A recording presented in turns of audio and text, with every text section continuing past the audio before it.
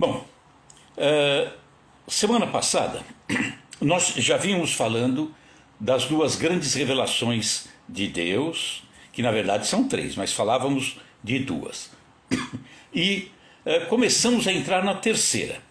A terceira, que é o Consolador prometido por Jesus, né? Então, a doutrina espírita. Nós entendemos assim. Falamos muito rapidamente da doutrina, só demos um iniciozinho e hoje vamos falar mais, porque, muito embora tenha tanta coisa para se falar sobre a doutrina, não dá para falar tudo, né? Mas vamos falar aquilo que for possível, tá? De modo que aquele que não conhece bem a doutrina ou não conhece nada da doutrina, pelo menos tenha um iniciozinho do que vem a ser.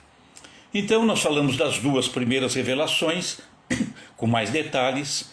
Moisés, que é a primeira grande revelação, a coisa de uns 3.500 anos atrás. Moisés nos trouxe uma revelação que podemos taxar como a lei. Ele trouxe a lei, né? A segunda grande revelação foi Jesus, há 2.000 anos atrás. A revelação que Jesus trouxe foi, podemos taxar como o amor. Moisés a lei, Jesus o amor. Só que era preciso unir a lei dá um rumo, era preciso unir também ao amor, o amor dá a união. Era preciso unir a lei e ao amor, faltava a razão. A razão. A razão é que dá sentido a tudo isso e amplia os horizontes. Senão a gente ficaria restrito a uma lei e um amor, e não sairia muito adiante disso. Então é a razão que orienta, por exemplo, como entendermos quando Jesus diz: pelos frutos que se conhece a árvore. Porque a razão amplia o nosso horizonte. E quando ela amplia o nosso horizonte, não está escrito, por exemplo, nos evangelhos, aquelas conclusões que vamos tirando. E aí, como aceitar? São coisas novas. Então, a razão me leva a buscar coisas novas, entendimentos novos, mas eu tenho que ver se está associado ao ensinamento do mestre. E é por isso que ele diz: pelos frutos se conhece a árvore. A árvore chamada Jesus, que produz frutos maravilhosos, não tem iguais. Essa árvore, quando eu vou buscar um fruto que não estava registrado, e o fruto é bom, é maravilhoso, eu sei que é dessa árvore chamada Jesus. Então veio a terceira grande revelação, a doutrina espírita, o Consolador prometido por Jesus. E a doutrina espírita é a razão. E aí fechou o cerco, né? Lei, amor e razão. Nós vamos ver um pouquinho adiante, vamos entender.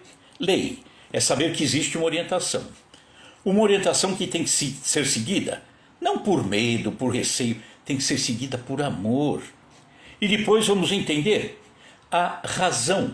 Vamos entender por que tudo isso acontece e de que forma podemos fazer sempre melhor a nossa caminhada, tá?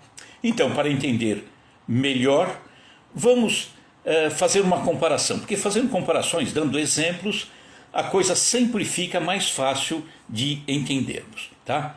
Então vamos comparar cada um com a sua própria vida. Você com a sua vida, eu com a minha, tá?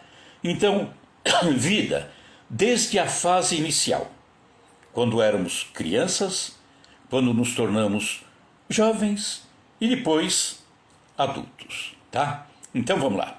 A nossa fase, vamos fazer essa comparação com a própria vida. A primeira fase, quando nós éramos criancinhas, bem pequenininhas, tá?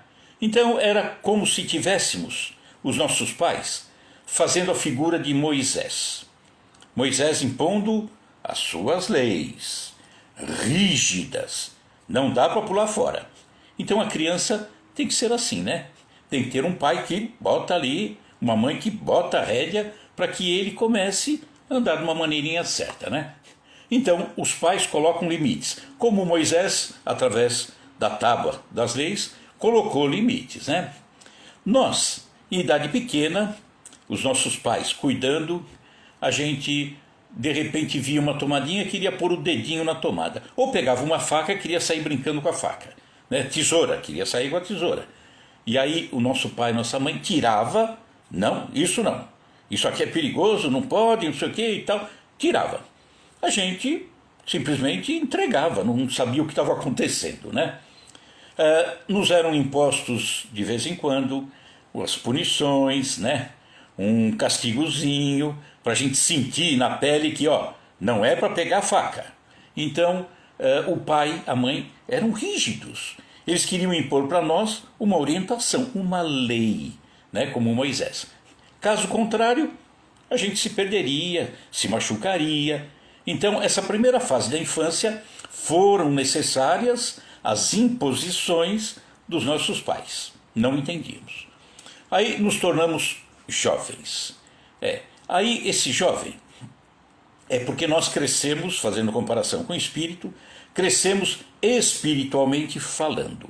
Tá? Já compreendemos algumas coisas, tal. Então, na condição de jovem, é como se fosse Jesus.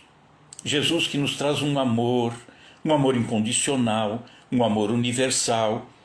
Vamos agora colocar os nossos pais na função de Jesus para o espírito, tá?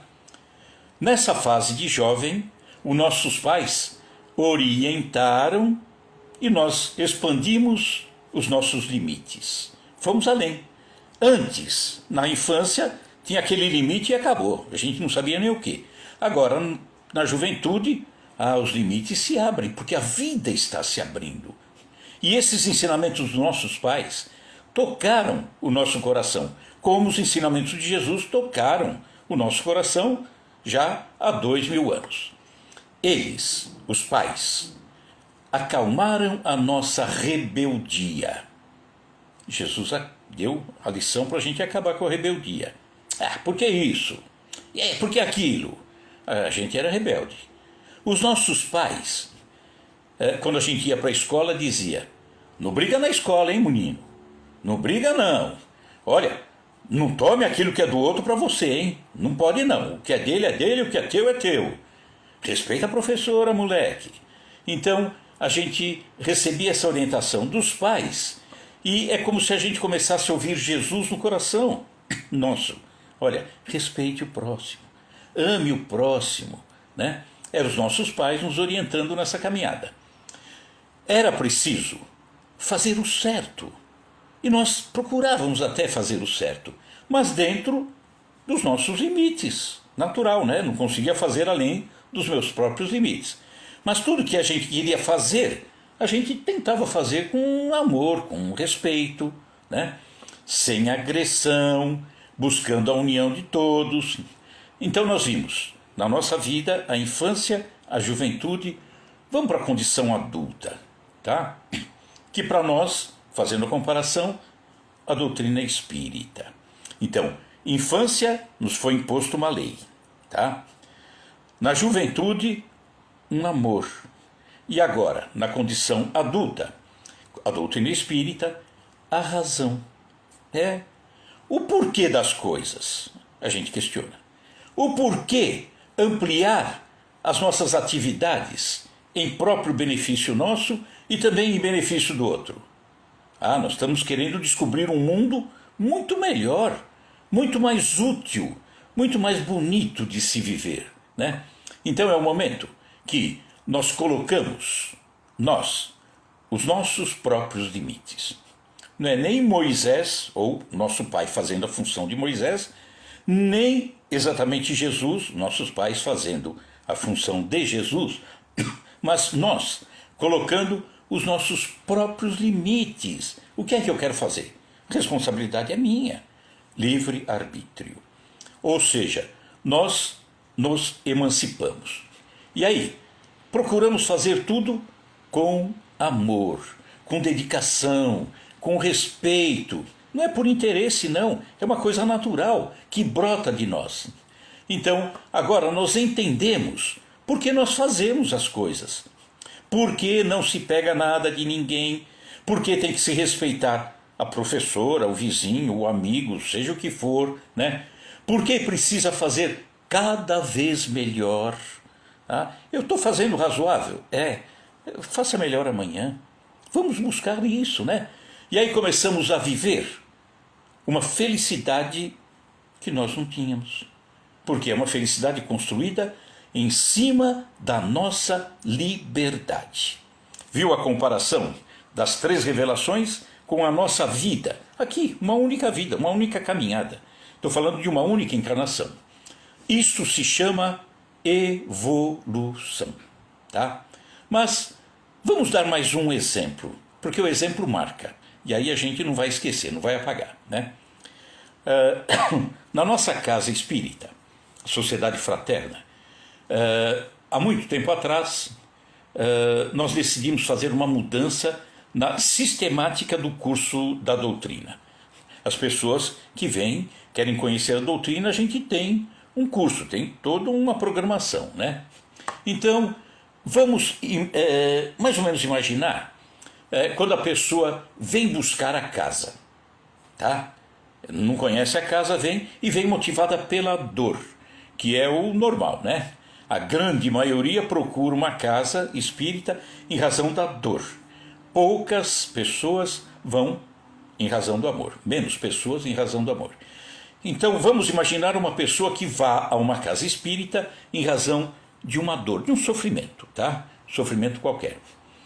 Quando ela chega na casa, essa pessoa, se nós pensarmos em Moisés, Jesus e doutrina espírita, em lei, amor e razão, nós vamos ver que as pessoas quando chegam na casa, elas já trazem dentro de si, de alguma forma, a lei, Moisés, né? Os mandamentos, não matar, não roubar, aquilo tudo. Então ela já traz as leis, porque as leis divinas, que são todas essas leis, que o homem não pode mudar, não pode revogar, muita gente gostaria, mas não tem como, essas leis divinas estão inscritas na nossa consciência. Nós entendemos, todos nós, né, o que é certo ou errado. Muitas vezes a gente dá uma de João sem braço. Eu sei que é errado, mas não é tanto errado. Se é errado, é errado. Né? Não tem ninguém meio honesto. Ou é honesto ou desonesto. Ou é certo ou é errado. Então, já temos esse entendimento do certo e do errado. Essas pessoas que comparecem à casa, que vêm em razão de uma dor, por exemplo, né? Elas se cobram de uma forma desequilibrada, de uma forma triste. Não é consciente daquilo que está fazendo, porque está numa situação assim meio complicadinha, né? Trazem, por exemplo, no coração a figura de um pecado. Eu peco tanto, eu erro tanto. A palavra pecado, para mim, eu já aboli do meu dicionário. Eu não concordo com pecado. Pecado, aquela coisa que a gente faz, e faz com vontade de errar, que não tem saída. O sofrimento agora, meu Deus do céu, não sei se Deus vai me perdoar. Esquece. Não tem esse pecado. Não. E muitos vêm com esse pecado tão forte, a consciência tão machucada, está tão incomodado com as dores, e chega lá e quer sair das dores. Não, eu tenho que achar uma solução. Eu vim aqui na casa porque eu estou sofrendo tanto, né? Então, vão muitas vezes numa casa em busca de uma varinha mágica, que não existe. Varinha mágica. Ou querem que alguém solucione a solução que, né, dê uma solução à dor que ela carrega. Por quê? Porque querem encontrar a paz. Então, elas trazem dentro de si a lei, vamos dizer assim. Elas trazem aquilo, entre aspas, que Moisés deixou. E por estar afrontando essas leis, é que sofrem. E aí procuram uma casa. Elas também, podemos dizer que a segunda revelação, que é Jesus, o amor, elas também já trazem esse Jesus também, né? Mas dentro dos limites que ela aprendeu. E é interessante, a grande maioria da humanidade, prestem bem atenção, não procura ampliar esse entendimento de Jesus. Fica naquele Jesus que é maravilhoso, sem sombra de dúvida. Aquele Jesus narrado há 2000 anos, que as pessoas falam, nossa, esse Jesus é tão lindo, né? Mas ficam mais fascinadas pela figura que foi pintada, né? Tá lá na capela, no teto das capelas, nos livros, aquele rosto, aquele semblante tão bonito de Jesus. Tantas pessoas estão apaixonadas por aquele rosto, aquele grande professor, mas a matéria dele não estudou. Ninguém estudou. Ficou só naquele verniz. E não, Jesus não tem que ser adorado, ele é amado, porque a adoração só cabe a Deus, né? Então Jesus tem que ser amado, respeitado, mas vamos entender Jesus, acima de tudo, mensagem. Quando ele diz, eu sou o caminho, a verdade e a vida, é essa verdade, é essa mensagem que a gente tem que buscar. Mas muitos nunca buscaram ampliar esse entendimento, não raciocinam sobre essas verdades de Jesus. Vê lá uma parábola, lê, ai, que parábola bonitinha, que historinha tão bonitinha, não entendeu nada, não raciocinou nada, não aproveitou nada, por exemplo, de uma parábola. E numa parábola, quando a gente lê, estuda com conhecimento, a gente faz uma palestra em cima dela, e rapidinho, tem que correr um pouco. Então, muitos não aproveitaram. Outra ainda, muitos, para dizer quase que a totalidade, não levou Jesus além dos limites da religião. Quando se fala em religião, ou quando se fala em Jesus, a cabeça da pessoa já leva para a igreja, para o templo ou para o centro espírita, como se Jesus fosse uma propriedade das religiões. E não é. Então, poucos conseguiram levar esse Jesus para fora da situação religiosa, né? Ele é religião também, mas ele é a vida, ele é para todas as situações. Mas, de qualquer forma, mesmo essa pessoa que chegou no centro, que trouxe a lei machucando, pecou, meu Deus, estou perdido, não sei o que e tal, levando esse Jesus que compreende que às vezes é pequeno, né? Tem tanto, Jesus é infinito. Mesmo entendendo esse amor, ela vai chegar lá e vai precisar buscar o entendimento, porque senão ela continua do mesmo jeito. Ela vai continuar achando que Jesus é daquele tamanho e vai continuar imaginando que alguém tem que aliviar a sua dor. Não, a minha dor quem tem que aliviar sou eu. Nem se Jesus chegasse agora e eu tivesse uma dor, uma tristeza, que ele chegasse e falasse, eu vim aqui para te curar. Se eu não quiser, eu não sou curado. A decisão é minha. Aceitar ou não, está aqui comigo, né? Então, essa pessoa que entrou no centro levando a lei que ele imaginou ser, levando esse Jesus que ele compreendeu ser, ele vai em busca, por exemplo, do conhecimento. Agora chegamos na doutrina. Moisés, Jesus, doutrina. Então ele vai buscar filosofia. E aí, estudando, buscando compreender a doutrina, ele vai começar a compreender a sua realidade. Quem sou eu? Por que estou aqui? Por que acontecem as coisas comigo? Né? Começo a me compreender como um ser em ascensão, progredindo, tentando crescer, sempre, né? Cometendo erros, é natural.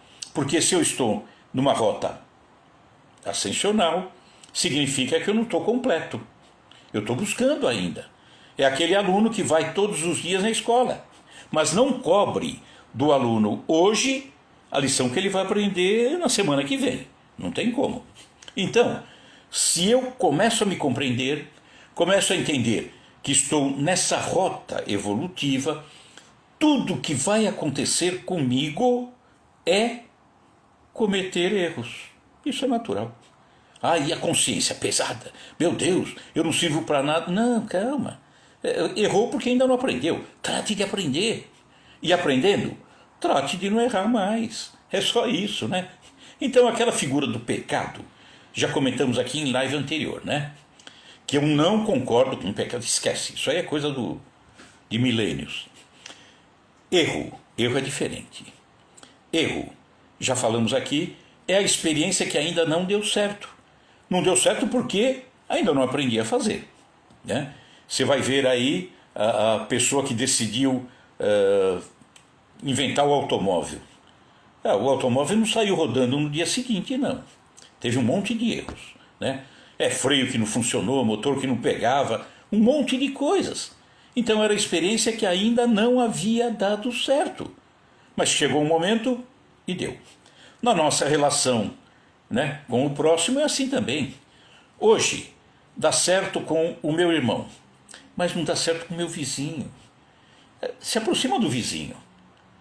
Vai lá, conversa, entenda. Daqui a pouco essa relação começa a dar certo. É uma experiência que vai dando certo. Daqui a pouco você é um grande amigo, um grande irmão do vizinho. A experiência deu certo. Mas o vizinho do fundo você ainda não gosta. Vai lá na casa dele. Então, pecado, não. Erro, equívoco, sim, mas tem que ser vencido.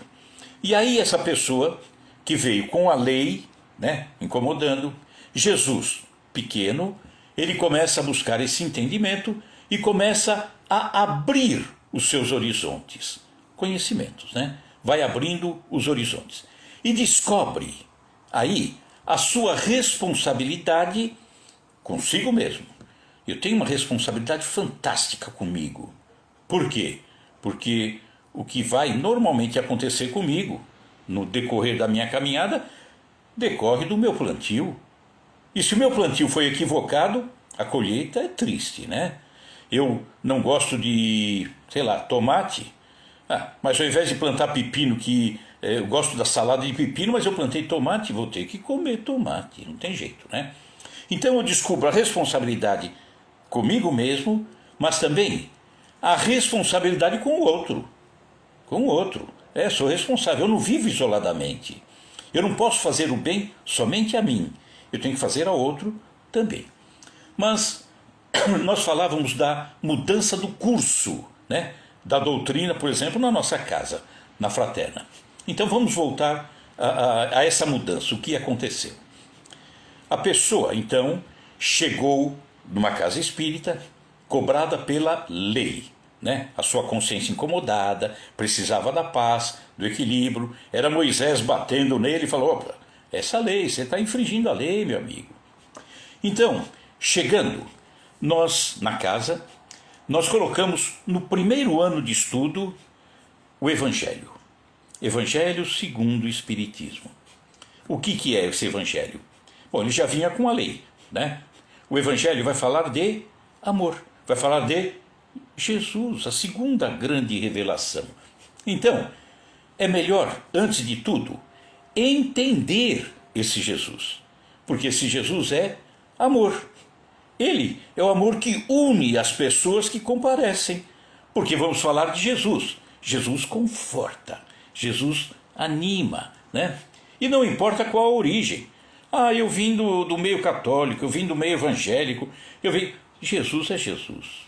Quando se fala de Jesus, as coisas melhoram, né? Até para aqueles que não têm grande entendimento, mas Jesus é Jesus, não tem outra, né? Então, esse início com o Evangelho uniu as pessoas e preparou para iniciar na busca de novos entendimentos. As pessoas estão unidas, elas estão tão mais calmas que agora se permitem receber informações novas para digerir, para estudar, para ver se serve, se não serve. A decisão é dela própria. E aí entramos com o Livro dos Espíritos. Livro dos Espíritos, no segundo ano, fala da filosofia, da doutrina. Vem falar da razão. Da razão. Então, na filosofia, que é o Livro dos Espíritos, nós vamos falar do funcionamento da obra de Deus, como tudo acontece, as leis. Agora eu entro na razão, e nessa razão, que é esse livro dos Espíritos, eu vou começando a entender de uma forma diferente o funcionamento da obra do Pai, né? Então, descobrir oportunidades. As oportunidades de crescimento estão em todos os momentos. Eu posso e preciso crescer, evoluir em qualquer situação. Falamos do vizinho. Abriu o portão dele de cara com o vizinho, opa, olha a oportunidade aí. Se aproxima, se reconcilia, abraça, né? Vamos descobrindo essas oportunidades.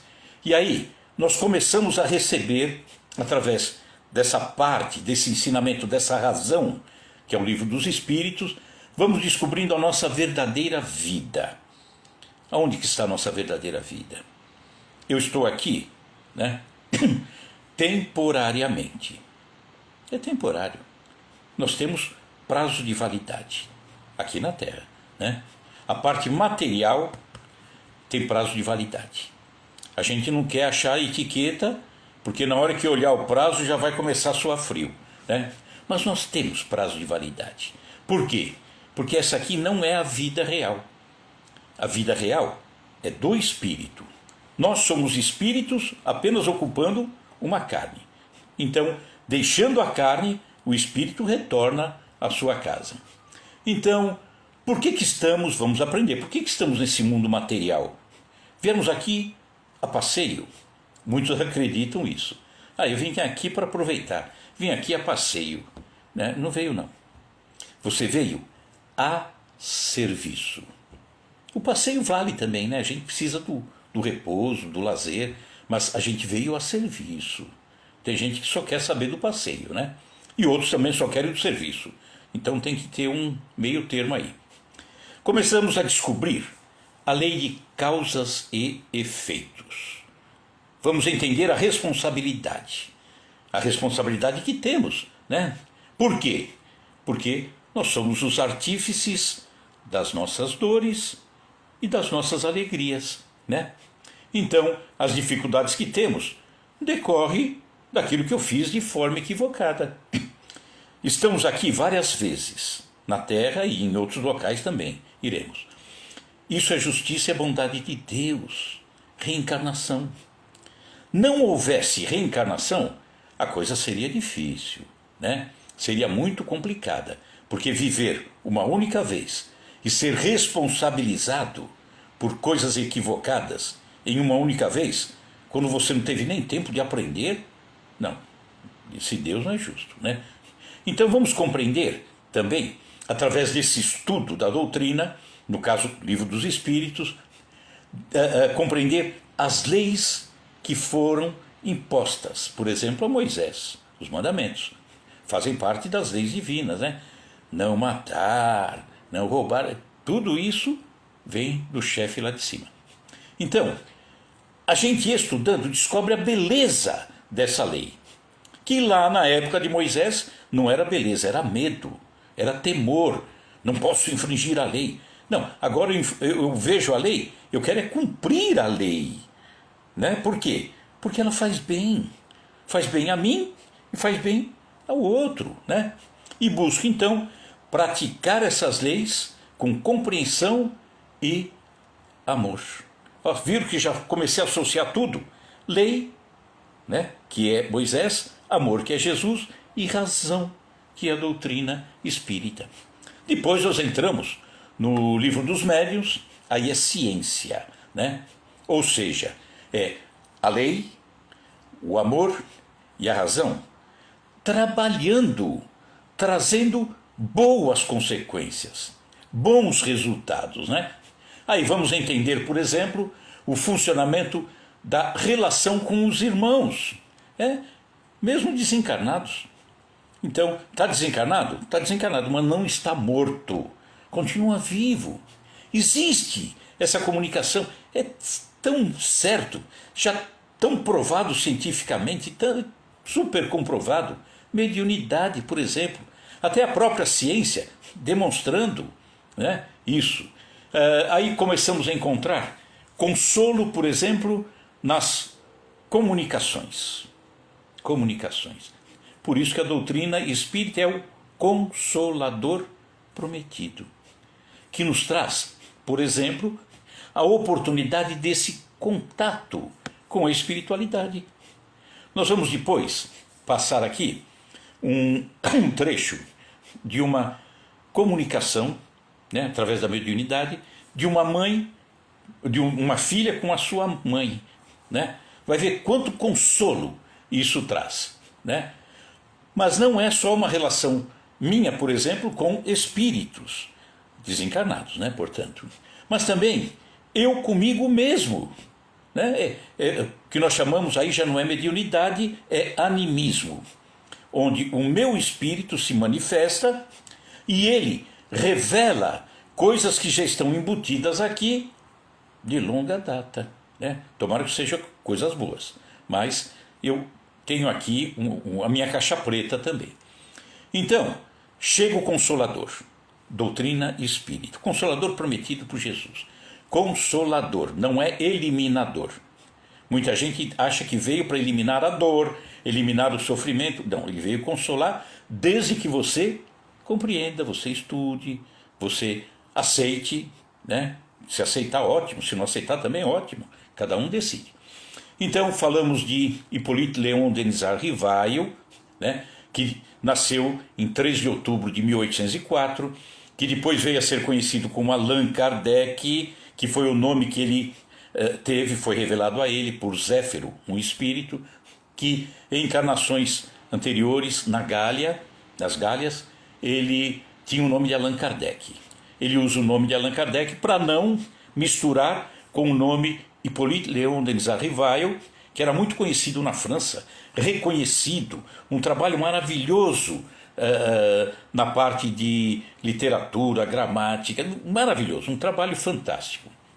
E aí nós vamos ver que em meados do século XIX, por volta dos anos, arredondando 1850, a espiritualidade resolve chamar a atenção através de eventos físicos, batidas que aconteciam, mesas que subiam, né? Tudo para chamar a atenção.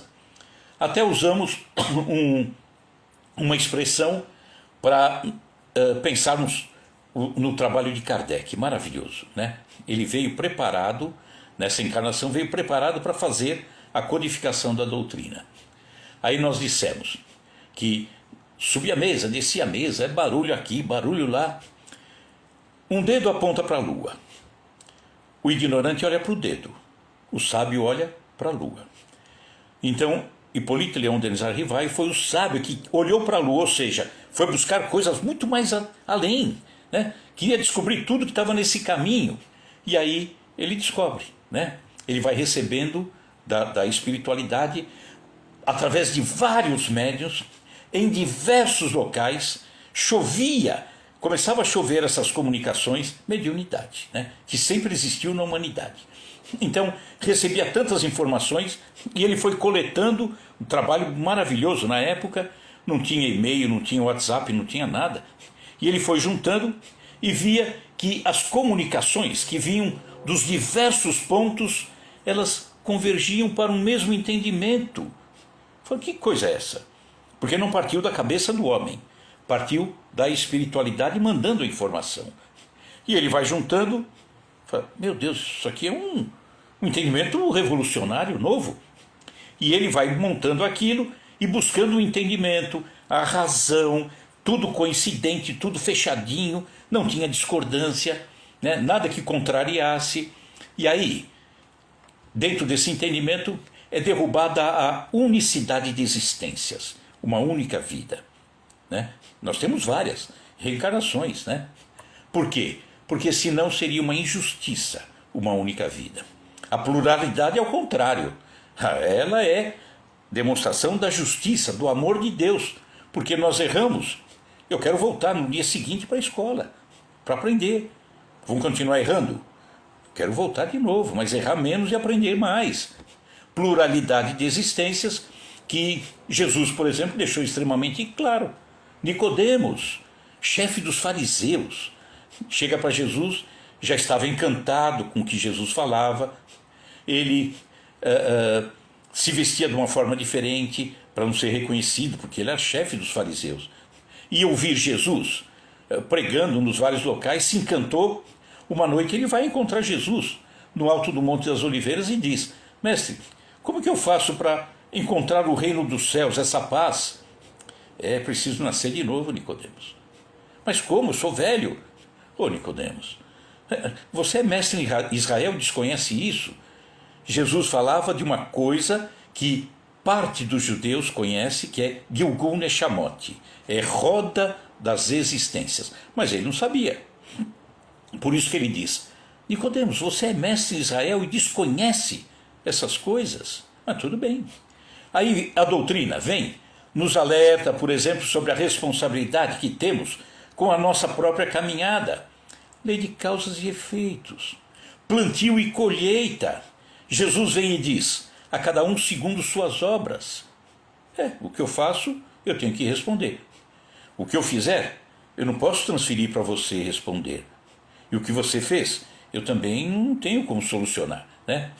Aí a gente compreende o Sermão do Monte, quando Jesus fala: bem-aventurados aflitos, por exemplo. Uma única existência seria terrível. Um judeu falar: pô, eu vivo aflição e tenho que ser bem-aventurado ou feliz, porque o opressor está vivendo bem em cima do meu sofrimento? Não, assim não dá, né? Mas quando eu sei que existiram várias existências, meu amigo, o que eu estou passando agora, muito provavelmente, é fruto do que eu fiz antes. Estou sendo agredido. Que tristeza, né? Mas devo ter agredido muito, então deixa eu compreender, deixa eu perdoar, só através da pluralidade, né? Então, pluralidade de mundos habitados. Muita gente, século XXI, muita gente diz: a vida é só a Terra. Isso aqui é conceito de séculos, vai lá atrás. Só na Terra? Ué, então Deus criou todo esse universo para quê? Para embelezar os nossos olhos. Tantos astros, tantos planetas. Eu mal enxergo a Lua hoje. Então para mim já não serve mais. O Pai não cria nada que não tenha utilidade. Então todo o universo tem espíritos encarnados também, né? Então vamos entender isso. A Terra hoje é a nossa casa. É o hospital onde fomos internados para corrigir as nossas dores, a escola para aprendermos lições novas, uma oficina de trabalho para eu aprender a servir o irmão, ajudar. Só que muitos pensam que a Terra é a sua casa. Não, nós estamos aqui num hotel, aqui provisório, porque uma hora eu tenho que pegar a mala e voltar para lá, né? Temos que entender isso. Deixar essa visão de quem é da Terra, para começarmos a ter uma visão de quem é espírito vivendo na Terra. Aí melhora muito. Começamos a ter o consolo na fé do futuro, né? Ter uma fé no futuro, na justiça de Deus, a certeza de que ninguém perde ninguém. Se você tem um ente amado que partiu, você não perdeu. Eu falei do meu pai, né? Hoje estaria completando 99 anos. Não perdi meu pai, não. Não. Continuo ligado a ele. Não tenho a possibilidade de apertá-lo, mas ele continua comigo, ele está lá na espiritualidade. Porque as pessoas que se amam jamais se separam. E um detalhe, com a visão da doutrina, a doutrina matou a morte. Aquela morte de acabar, de ir para o inferno, de não ter mais contato, não esquece, não tem. Então, começamos a descobrir que Deus é realmente justo, é o bom, é Pai, é a inteligência suprema. Eu não vejo Deus como um ser, né, pintado no alto de uma capela. Não, eu vejo Deus como a causa primária de todas as coisas, que é logo a primeira pergunta do Livro dos Espíritos. Ele é um conjunto de leis, ele é uma força cósmica, mas é Deus, né? Tudo que vem dele é bom, é amor, né? Quando nós temos dificuldades, nós precisamos nos renovar, precisamos nos modificar, e isso é doloroso. Se as pessoas não decidem modificar, vão continuar presas a velhos conceitos. E aí nós temos, por exemplo, uma história que fala da renovação da águia. Aquela ave, né? A águia. Diz que a águia vive lá coisa de 70 anos. Só que quando ela chega nos 40, ela percebe que o bico foi amolecendo, ela já não consegue pegar a sua presa, tem dificuldade enorme para voar porque as penas já estão velhinhas, tal. O que ela faz? Aos 40 anos, mais ou menos, ela voa para o alto de um penhasco, protegida, para que nenhum predador venha pegá-la. Ali, ela começa a bater o bico, tá velhinho, né? Bater na pedra, bate na pedra, até que o bico cai. E ela fica lá quietinha esperando, com o tempo vem um bico novo. Com esse bico novo, ela começa a arrancar as penas. Dá um tempo. As penas começam a voltar. E aí ela voa para viver mais ou menos mais 30 anos. Nós somos assim. Se pararmos para nos renovarmos, nós vamos viver de uma forma diferente, produtiva. Se nos entregarmos, mas o bico já não consigo nem comer mais. Meu amigo, calma, bota uma dentadura aí, segue em frente, né? Então nós temos que nos modificarmos para fazermos melhor, para termos uma nova vida. Então nós começamos através da doutrina descobrir um ânimo novo, o sobrenatural deixa de existir, alguém com uma varinha vem e resolve, começo a compreender as coisas sem mistérios, sem fanatismo, sem mágicas. Deus se mostra para mim dentro da sua grandeza. Eu não estou imaginando um Deus, eu estou vendo Deus. Eu vejo Deus na natureza, eu vejo Deus nas pessoas que me cercam, eu vejo Deus em vocês, eu vejo Deus no ar que eu respiro. Tudo é Deus, tudo é Deus. E vejo Jesus também, né? Jesus também está aí conosco, no nosso bom pensamento, na nossa alegria, na nossa convivência, no nosso abraço, no beijo que damos, enfim, né? Ele está aí. Então começamos a ter uma fé construída em bases sólidas. Bases sólidas. Normalmente, muitos têm uma fé que se bate um vento, a fé vai embora. Eu confio em Deus, eu tenho fé em Deus. Quando passa alguma dificuldade e ele sofreu muito, ele perdeu a fé. Mas Deus está presente em nós, nas alegrias e nas tristezas. Como nós dissemos, nós somos os artífices da nossa alegria e da nossa tristeza, né?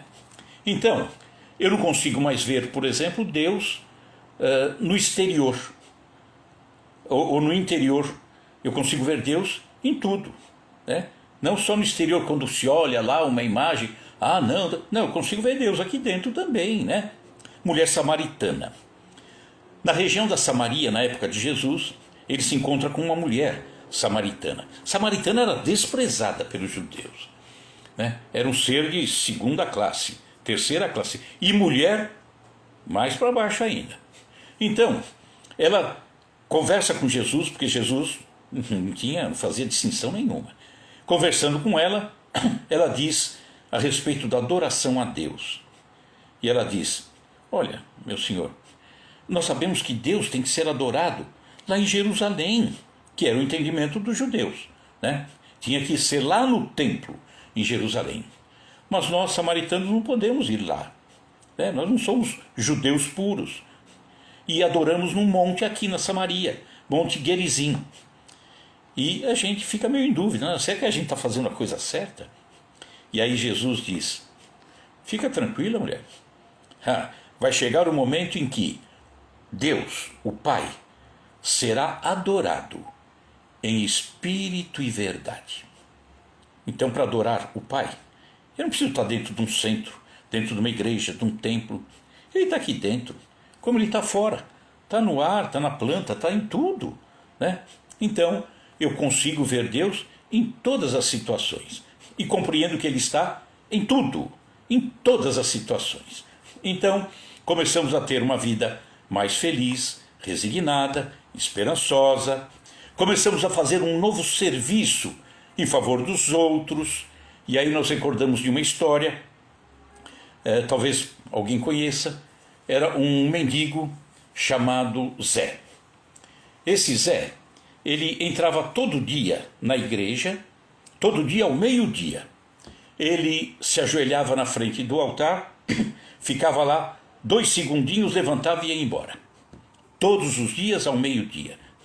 E aí o padre estranha, tanto tempo ele vindo meio-dia e ia embora, 2 segundinhos e ia embora. O padre pergunta: meu amigo, eu posso te perguntar, o que você faz aqui?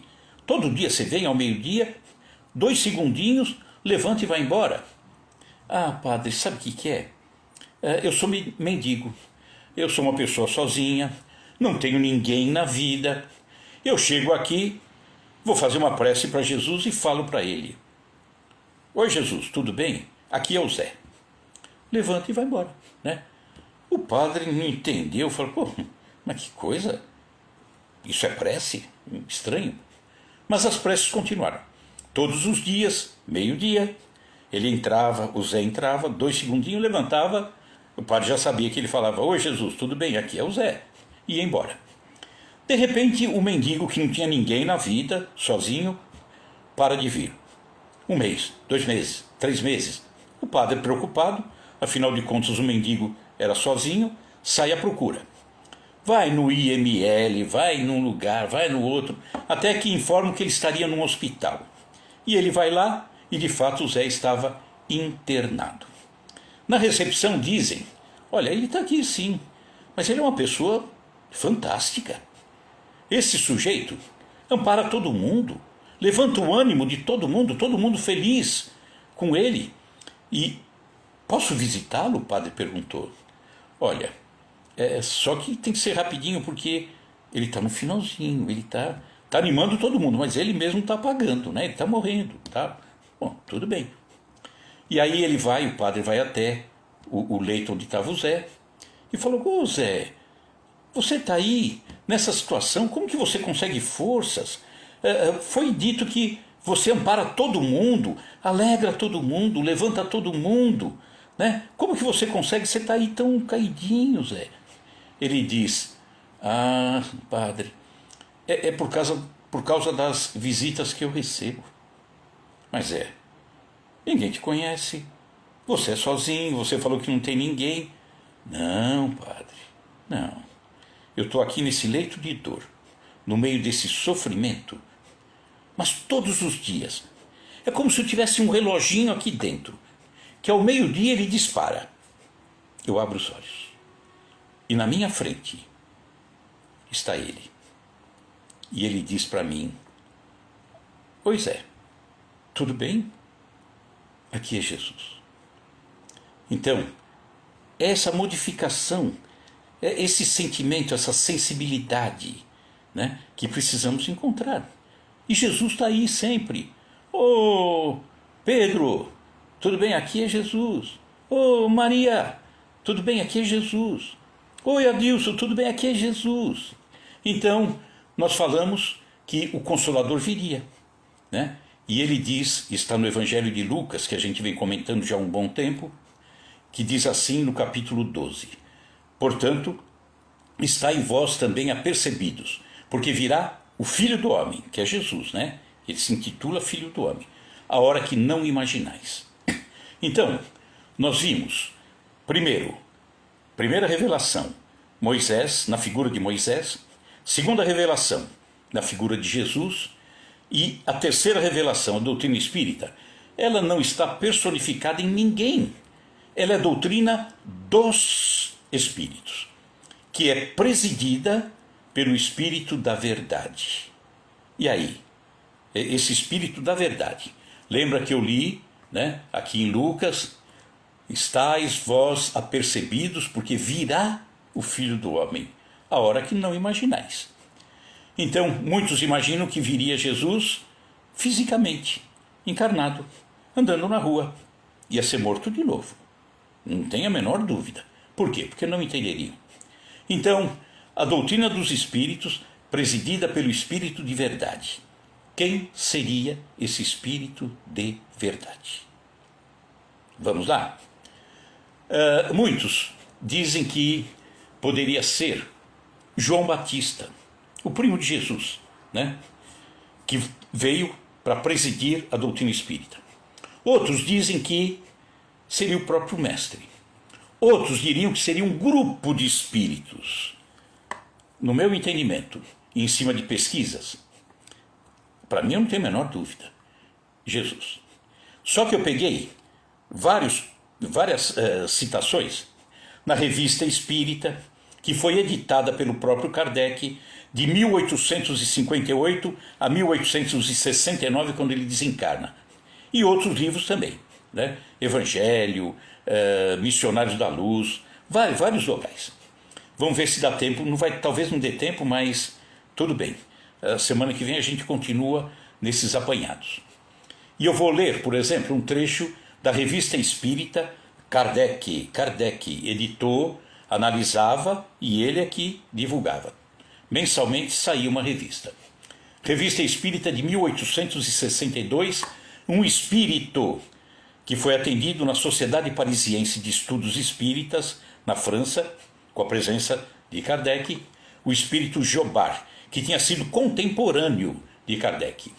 Então foi perguntado a esse espírito Jobard: vedes os espíritos que estão aqui convosco? Ele estava em espírito, na condição de espírito desencarnado. E a resposta é: eu vejo sobretudo Lázaro e Erasto. Erasto foi um companheiro de Paulo de Tarso, há 2000 anos. Depois, mais distante, o espírito de verdade. Ele falou espírito de verdade. Ele citou duas individualidades, Lázaro e Erasto, e uma terceira individualidade, o espírito de verdade, planando no espaço, né? Que é Jesus. Depois uma multidão de espíritos amigos que vos cercam, apressados e benevolentes. Vamos ver se é Jesus mesmo? Vamos seguir um pouquinho mais adiante. Revista Espírita, 1862. Uma pergunta a outro espírito chamado Sanson, que foi contemporâneo de Kardec também. A pergunta feita a esse espírito: não vedes outros espíritos? Ah, perdão. O espírito de verdade, Santo Agostinho, Lamennais, São Paulo, São Luís e outros. Ele foi citando individualidade por individualidade. Ele falou espírito de verdade, Santo Agostinho, São Luís. Então, espírito de verdade, para mim, deixa de ser uma pleiade de espíritos. É uma individualidade. Revista Espírita, 1868, uma pergunta a Lacordaire, espírito Lacordaire. E ele responde, não foi nenhuma pergunta, foi uma explicação. Ele disse assim: era preciso, aliás, completar o que não havia podido dizer então, porque não teria sido compreendido. Foi porque uma multidão de espíritos de todas as ordens, sob a direção do espírito de verdade, veio em todas as partes do mundo, em todos os povos, revelar as leis do mundo espiritual. Era o espírito de verdade vindo com uma multidão de espíritos, com um grupo de espíritos que trabalhariam na doutrina, mas presidida pelo espírito de verdade. Tá? Frases de Jesus. Jesus falou tantas vezes: em verdade vos digo, verdade, eu sou caminho, verdade e vida, que ele falou. Então, tem lá dezenas de citações, verdade que saiu dos lábios de Jesus, né? Conhecereis a verdade vos libertará, tal. Então, uma pergunta: se o espírito de verdade, isso é usando a razão, se o espírito de verdade não fosse Jesus, fosse um outro espírito evoluído, será que ele usaria a palavra verdade, sabendo que ele seria confundido com Jesus? Ele usaria outra palavra, espírito do discernimento, espírito do conhecimento, espírito da evolução, sei lá, né? Para a gente pensar. Em 19 de setembro de 1861, Erasto, companheiro, que foi companheiro de Paulo, o espírito, dirige-se aos espíritos lionenses, Lyon, onde nasceu Kardec. Ele diz assim: não poderíeis crer o quanto nos é doce e agradável presidir ao vosso banquete. Ele estava no meio dos espíritos de Lyon. onde o rico e o artesão se acotovelam bebendo fraternalmente, onde o judeu, o católico, o protestante podem se sentar na mesma comunhão pascal. Não podereis ou não poderíeis crer o quanto estou orgulhoso em distribuir a todos e a cada um os elogios e os encorajamentos que o Espírito de verdade, nosso mestre bem amado, está chegando lá, me ordenou conceder às vossas piedosas cortes. Espírito, verdade, nosso mestre bem amado, já começou. Outra revelação, novembro de 1861, Antoine, o Espírito Antoine, que foi o pai de Kardec. Na Revista Espírita, portanto, de 1862, ele diz assim: aquele, disse, que tiver resistido a essas tristes tentações, pode não esperar a mudança dos decretos de Deus, os quais são imutáveis, as leis divinas, mas contar com a benevolência sincera e afetuosa do Espírito de verdade, o Filho de Deus. Ele se intitulava assim, Filho de Deus. 17 de setembro de 1863. São José, o Espírito São José, que foi pai de Jesus há 2000 anos atrás. Ele diz assim: compreendei bem que quanto mais conduzirdes os homens a vos imitar, mais o conjunto de vossas preces terá poder. Tomai os homens pela mão e conduzi-los no verdadeiro caminho, onde engrossarão a vossa falange. Isso é São José, o pai de Jesus há 2000 anos. Pregai a boa doutrina, a doutrina de Jesus, que o próprio Divino Mestre ensina em suas comunicações. Eu não tenho mais dúvida, né? Espírito de verdade, Jesus. Temos mais alguns. Já deu a hora, senão vocês vão ficar bravos comigo. Então, na semana que vem a gente continua com mais algumas citações. Nós vamos falar de alguns fundamentos da nossa doutrina, a doutrina dos Espíritos. Vamos falar, por exemplo, de comunicação. Vamos falar daquela comunicação que eu disse, ouvir aquela comunicação de uma filha se comunicando com a mãe. É emocionante e não deixa a menor dúvida, né? E tem milhões dessas comunicações, tá? Então, semana que vem, a gente continua, tá? Vamos encerrando. Quem mais está aí? Vitória, Danta Melini, Luiz Federici, Jô Ricardo, Maria Graça, Almeida, velho amigo. Tem mais gente aí, tá? Então vamos encerrando com a prece, tá? Então vamos fechar os nossos olhos e agradecer sempre a Jesus pela oportunidade de estarmos juntos, aprendendo, ampliando esse entendimento. Temos a lei, ou pelo menos uma parte, aqui dentro. Temos o amor, Jesus, pelo menos uma parte aqui dentro.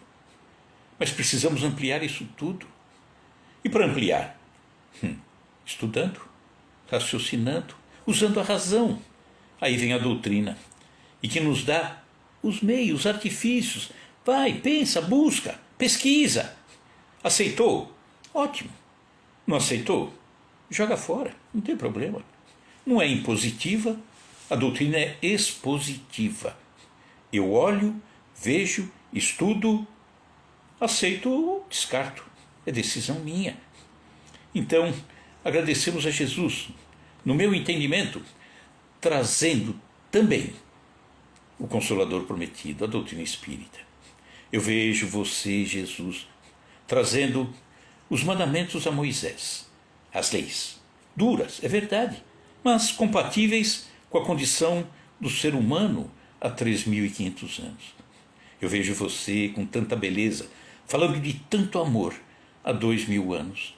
E eu vejo você, Jesus, há 160 anos, chegando aqui, nos deixando tantos ensinamentos, tantas orientações para que a nossa mente se abrisse e que procurássemos buscar a beleza da árvore através da qualidade dos frutos. Obrigado, Jesus. E que todos nós não paremos nessa busca. Que assim seja, graças a Deus. Queridos amigos, Tânia, Sandra, ela, e tem aí Luci, grande abraço, pessoal, muito obrigado pela companhia e semana que vem estaremos juntos, tá? Também Solange, muito obrigado, pessoal, e obrigado pela paciência, tá? Tchau, bom fim de semana e boa semana, tá? E sexta-feira, se pudermos, nos encontramos então, tá? Tchau, pessoal. Tchau, obrigado, viu? Abraço a todos. Abraço, Oscar Almeida.